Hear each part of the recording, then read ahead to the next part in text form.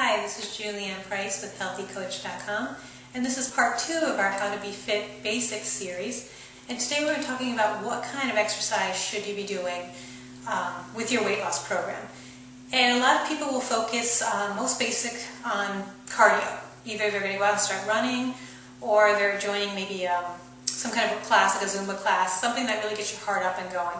And that's very good, and cardio is certainly key to your weight loss program. But I also want you to think about incorporating strength. Don't just run or don't just do a class, a high-intensity aerobic type of class. Think also about doing some weight training. Now with weight training you don't get your heart as high, but you definitely do get heart and cardio benefits from strength training. But you also need to build muscle. You can't just be working your heart all the time. You have a whole body's worth of muscle here that you need to build. So just doing things like squats, which are very simple, push-ups, which I know we all hate, but once you get good at it, you do actually like them, and I'm one to say that because I hated them, and now I actually enjoy push-ups. Doing sit-ups, you really need to focus on your core, your abs. Doing a lot of ab work is important. And the nice thing about abs is you can do them every day, where strength training, typically with your arms and your legs, you need to take a day off in between. But you could come up with a very short ab routine, 10 minutes of abs maybe, to work into your day and try to do that a couple times during the week.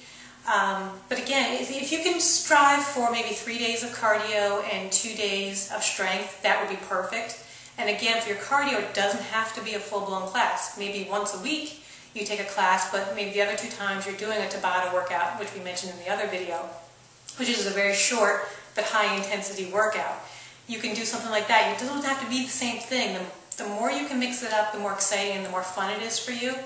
And then as far as your strength, you don't need to run out and buy weights. Get a resistance band. They're very simple, very easy to use, either the ones with the handles or just a straight band. And that will help you do your biceps, your legs. You can just do about anything with a band. And a lot of the bands will come with a workout guide to get you started. Or you can even go online. Again, YouTube's great for this. Find some workouts on how to exercise with a band. A lot of DVD programs that I recommend, a program like Chalene Extreme, they have a whole set. They have one person actually in the DVD who just works with a band, so you can see how to use it on top of using weights. If you have weights, that's great. I prefer weights myself just because I like that feeling of moving up to the next weight and being able to go from 10 pounds to 12 pounds. But I also, the resistance band is so much more convenient when I'm traveling. Or if I'm going to work out at the gym at work, then I'll just bring my resistance band so I can get a little bit of strength training in. So either way is fine. But the idea, again, is just don't be all cardio. Don't go out and run every day. Give your body a break, use some strength. And you might say, well, why is strength so important? Well, you really need to be building muscle. Your body is much more efficient when it has more muscle. And you know this already. If you see somebody who's overweight, what do they have? It's not an excess of muscle, it's an excess of fat. So what you're trying to do is change your ratio, your BMI, your body fat ratio. You're trying to lower that number so that you have more muscle and less fat. So burning calories with cardio is great, and that will drop your weight, but it won't necessarily increase your muscle. And that's what you're going for, is to have more muscle in your body and less fat. And if you're concerned that, okay, if I start doing some kind of strength training, I'm going to bulk up, that's not going to happen. Women particularly just can't bulk up unless you're shooting to be one of those fitness magazine models who, or actually the competitive fitness models who really have big muscles. They go out of their way. They do something completely different than what we're talking about. So we're just talking about increasing your strength, which, just having stronger muscles will help you with flexibility, it will help you with your balance, especially as, we start to get older. If you don't have as much muscle as you used to have, well, then you're more likely to get injured.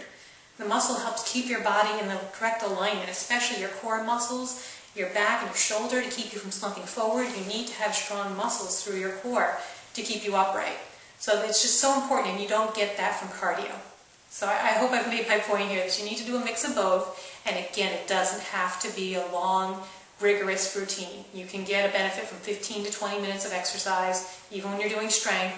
Just mix up your muscle groups. And make it fun. I think that's a big key to whether or not your workout program will be successful. If you dread it, you're not going to do it. So make it fun. Laugh at yourself. If you can't do a move, so what? Laugh.